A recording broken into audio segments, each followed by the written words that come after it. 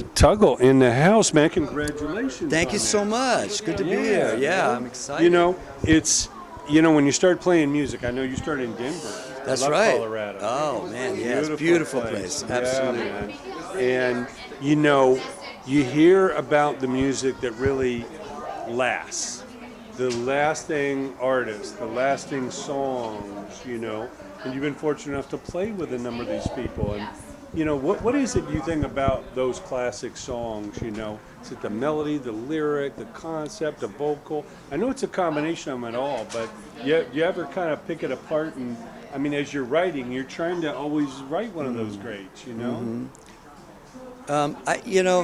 I think, any good art form, whether it's music, film, a painter or whatever, you're really just drawing on an essence and a feeling that comes somehow. It comes in, and you just kind of hang on to, or you find that emotional content, and that sort of comes out in whether it's a chord change and you're writing some music, or you might come up, there might be a lyric that comes to you, and you sort of take that as, the nugget, and you just start working the corners. Sometimes things come quick, and they're just sort of flowing, and other times you sort of have to piecemeal things together a little more, and like a sculpture or a painting. Yeah, and work the corners and step away and come back.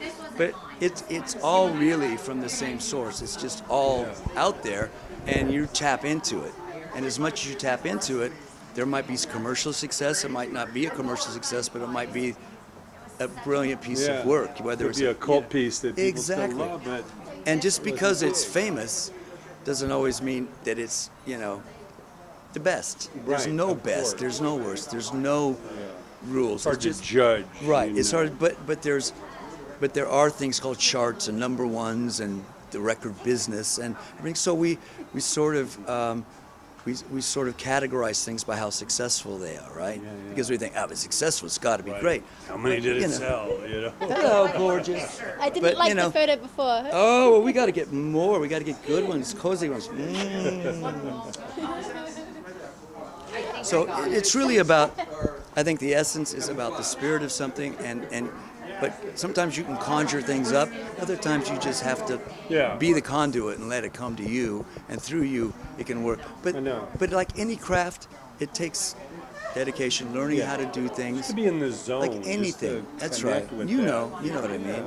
It's about. But it drives you crazy when you hear the greats. McCartney said, "Oh, I wrote that in 5 minutes." I know. I hate him. Really? No, the top of the food chain, Paul McCartney. Right? There's none greater, and a huge inspiration. A lot of you talk to the guys, their biggest hit. Oh, that came real fast. I wrote that. Yeah, I know. Minutes. Yeah. It's like, and maybe it was just that pure power, or maybe it was the simplicity of it. Well, and sometimes just the fact that you could know that something's come to you, and now you've got to get it out into the real world. It just flows. So that McCartney wakes up with yesterday it was some melody, and he sat at the piano, flushed it out.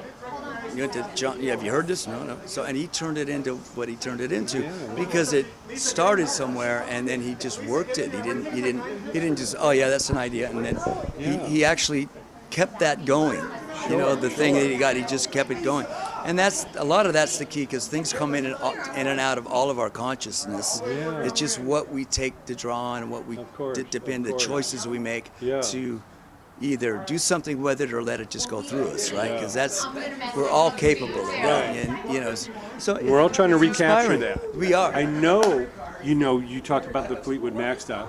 And it's that time of rumors when they're breaking up that brought out those songs. Yeah, those songs. And it must be kind of painful to sing them every night. Because it's emotion. Yeah. That's what they were feeling, and they were able to write it. Yeah. But tell us a little bit about David Lee Roth. I know you wrote with him, just like Paradise. Yeah, we wrote that song together, and that was really a pretty fast song. Speaking of fast song, I had the idea at home with the music sort of came out in probably 20 minutes, and I just put it into my new Macintosh computer and a drum machine.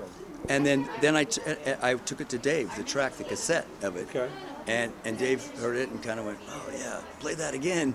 And then he's the one that came up with the actual title and all the lyrics. I had the track pretty much as you hear on the record. I even had Vi on the demo. So Steve I played the demo. Just like Paradise. Yeah, and except it was a drum machine, And then Dave heard it, he said, "Oh, in a week he had the lyric. And What a we were crazy just- music video. Yeah, Scaling yeah, I know. the You know, again, cliffs. that's all timing too, right? You know, it's all timing. So, anyway, we better get in there because a party I in there. know, but I know you're on the Roth tour. Yeah, Gonna we're be coming playing up all to the do Van the, Halen greats, all the David yeah. Lee Roth greats. That's Yes. going to be amazing. January You know? through March, we're going to be at the Yeah. Mandalay Bay House of Yeah. Blues. And Halen Boy's a little quiet, so you guys got to Yeah, rock it out. I know, I don't know, and man, I am a fan. You know, first of all that band. What a great band. So They it'll changed the rock world They- when they came there. they totally did, and it's an honor to get to be able to play that Yeah. music.